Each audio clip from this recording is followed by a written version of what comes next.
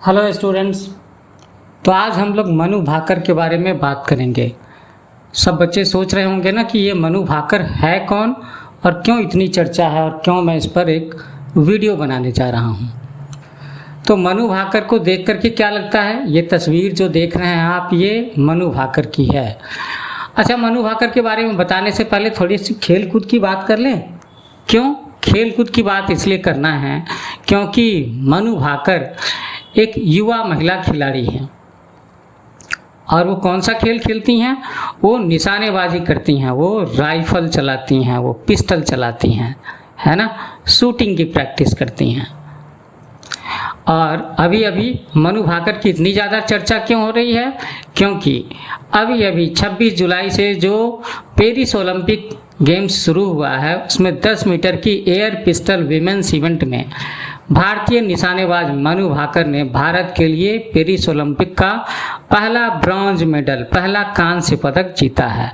तो ओलंपिक खेल में भारत के लिए 2024 में पहला पदक बहुत बड़ी बात है ना।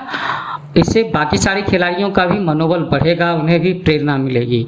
आपको पता होगा कि हमारे प्राइम मिनिस्टर नरेंद्र मोदी ने इन्हें फ़ोन करके भी कॉन्ग्रेचुलेट किया है ना। तो थोड़ा सा मैंने कहा था कि खेल कूद की बात करेंगे। तो खेल कूद में एक कहावत कही जाती है ना कि पढ़ोगे लिखोगे तो बनोगे नवाब और खेलोगे कूदोगे तो होगे खराब। लेकिन समय के साथ साथ में थोड़ा सा चेंज भी आया है कि आजकल इतने सारे जो स्पोर्ट्स इवेंट होते हैं और अगर आप किसी भी खेल में, किसी भी स्पोर्ट्स में डेडिकेटेड होकर के अच्छे से प्रैक्टिस करते हो, अच्छा परफॉर्म करते हो, तो आप उसके ज़रिए भी दुनिया भर में नाम कमा सकते हो और इससे भी आपको अच्छी खासी इज्जत मिलेगी, प्रसिद्धि मिलेगी। तो मनु भाकर के बचपन की बात करते हैं। मनु भाकर का जन्म हरियाणा के झज्जर जिले के गोरिया गांव में हुआ है। इनके पिता क्या करते हैं, इनके पिता मरीन इंजीनियर हैं और माँ बचपन से मतलब मनु भाकर के बचपन के समय से ही स्कूल में प्रिंसिपल रही हैं। मनु भाकर को बचपन में निशानेबाजी के साथ साथ मुक्केबाजी, एथलेटिक्स, स्केटिंग और जूडो कराटे भी खेला करती थी, इसमें भी रुचि थी। और जब मनु की उम्र 18 साल से कम थी तब उनके पिता ने अपनी नौकरी छोड़ दी थी और अपनी बिटिया के साथ वो लाइसेंसी पिस्टल लेकर के उसकी ट्रेनिंग के लिए जाने लगे। तो देख लो कितना बड़ा सेक्रीफाइस किया इनके पापा ने इनके लिए कि जब लगा कि नहीं मेरी बेटी शूटिंग में, निशानेबाजी में कुछ बड़ा काम कर सकती है, हमारे देश के लिए नाम रोशन कर सकती है, तो उन्होंने इसकी खेल को सपोर्ट करने के लिए अपना जॉब छोड़ दिया। भाकर को 2012 के ओलंपिक के बाद किए गए राष्ट्रीय राइफल एसोसिएशन और भारतीय खेल प्राधिकरण साई से मदद मिली। इनके कार्यक्रमों में व्यक्तिगत कोच रखने की नई व्यवस्था शुरू की गई थी, है ना, जिसमें हर शूटर के लिए एक कोच, एक प्रशिक्षक भी रखा जाता है। और तुम सब लोगों ने जसपाल राणा का नाम सुना है क्या? तो मनु भाकर के जो कोचिंग देने वाले टीचर हैं, कोच हैं, उनका नाम है जसपाल राणा। अब थोड़ा सा हम लोग जानते हैं कि मनु भाकर ने इस ओलंपिक में ब्रॉन्ज मेडल जीतने से पहले अपने खेल जीवन में कौन कौन सी अचीवमेंट हासिल की है। तो साल 2017 में मनु ने केरल में नेशनल चैंपियनशिप में 9 स्वर्ण पदक, 9 गोल्ड मेडल्स जीत करके नेशनल रिकॉर्ड बनाया था। और इसी साल उन्होंने एशियाई जूनियर चैंपियनशिप में सिल्वर मेडल भी अपने नाम किया था। मैक्सिको में 2018 अंतर्राष्ट्रीय स्पोर्ट्स शूटिंग वर्ल्ड कप के 10 मीटर एयर पिस्टल फाइनल में भाकर ने 2 बार के चैंपियन एलेजांद्रा ज्वाला को हराया था और इस जीत से वर्ल्ड कप में स्वर्ण पदक जीतने वाली वो सबसे कम उम्र की भारतीय बन गई थी। उन्होंने 2018 में ISSF जूनियर विश्व कप में भी डबल गोल्ड मेडल जीते थे। उसी साल 16 साल की उम्र में उन्होंने 2018 कॉमनवेल्थ गेम्स में महिलाओं की 10 मीटर एयर पिस्टल में भी गोल्ड मेडल जीता था। अपने स्कोर के साथ साथ उन्होंने कॉमनवेल्थ गेम्स में एक नया रिकॉर्ड भी इस्टेब्लिश किया था।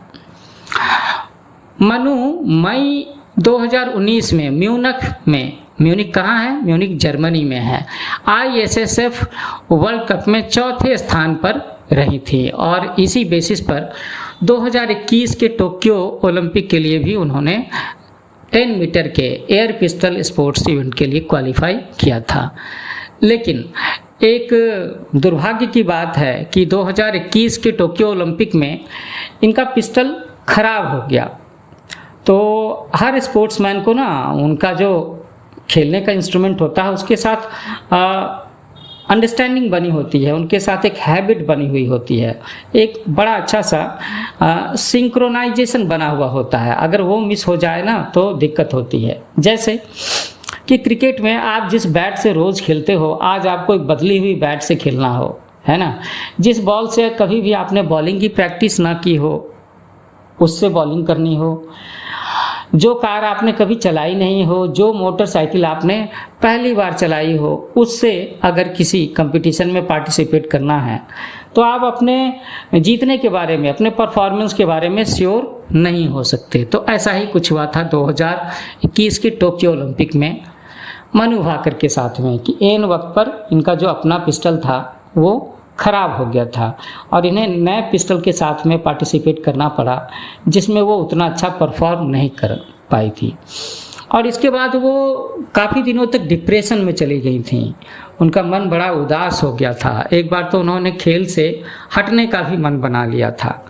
लेकिन पिछले दिनों उन्होंने अपने इंटरव्यू में बताया है कि उन्हें गीता के उपदेश से, भगवत गीता के उपदेश से काफ़ी कुछ सीखने को मिला और उसके उपदेश को पढ़ करके इनके जीवन में नई शक्ति का संचार हुआ और इन्होंने फिर से आने वाले ओलंपिक गेम्स के लिए, ये जो पेरिस ओलंपिक गेम हुआ है उसके लिए उन्होंने जम करके तैयारी करनी शुरू की।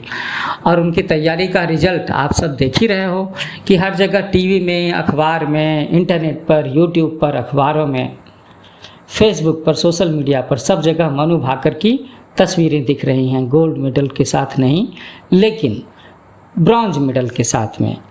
तो ये जो ओलंपिक गेम है ये इंटरनेशनल लेवल पर होता है। इतने बड़े गेम्स में ब्रॉन्ज मेडल भी हासिल करना कोई छोटी बात नहीं है, ये बहुत बड़ी बात है। अच्छा, जैसे अब आपके मन में होगा कि भाई इन्होंने इस बार ओलंपिक में ब्रॉन्ज मेडल जीता है तो इन्हें कौन कौन सा नेशनल प्राइज़ वगैरह मिला है। तो अभी आगे तो बहुत सारे प्राइज़ वगैरह दिए जाएंगे, लेकिन आपको बता दूं कि 2020 में हमारे राष्ट्रपति ने इन्हें अर्जुन पुरस्कार से भी सम्मानित किया है। अर्जुन पुरस्कार खेल की दुनिया में एक बड़ा पुरस्कार है राष्ट्रीय स्तर पर, है ना, आपने सुना होगा। अब इसके बाद भी कोई इससे भी अच्छा करे तो फिर आगे लोग पद्मश्री के बारे में सोचते हैं। आप जानते होंगे कि सचिन तेंदुलकर को तो भारत रत्न भी मिला हुआ है। तो बच्चों, कैसा लगा मनु भाकर के बारे में जान करके? मनु भाकर जो आज के दिन हमारे देश में स्पोर्ट्स की सेंसेशन बनी हुई हैं, है ना। इतना हीरोइक काम किया है इन्होंने कि निशानेबाजी में, शूटिंग में ब्रॉन्ज मेडल जीता है अपने देश के लिए पेरिस के ओलंपिक गेम्स में। तो मैं जानना चाहूँगा कि आप में से कई बच्चे थोड़ा थोड़ा सोच रहे होंगे कि वो जो को भी स्पोर्ट्स खेला करते हैं क्यों ना उसमें कुछ अच्छा करने की कोशिश करें। और आप में से कुछ बच्चों की रुचि अगर शूटिंग में है, निशानेबाजी में है, तो आपको भी हाथ आजमाना चाहिए। आप अपने स्कूल में पता करो, शहर में पता करो और सीखना शुरू करो। All the best. तो एक बार मैं कहना चाहूँगा कि मेरा चैनल न्यू एज कोचिंग है, इसे लाइक करो, शेयर करो, सब्सक्राइब करो। आगे भी मैं स्पोर्ट्स की दुनिया के इस तरह के विनर्स के बारे में, प्राइज विनर्स के बारे में, है ना, जो बड़े बड़े खिलाड़ी हैं उनके परफॉर्मेंस के बारे में आपको बताता रहूँगा। So happy learning with new age coaching.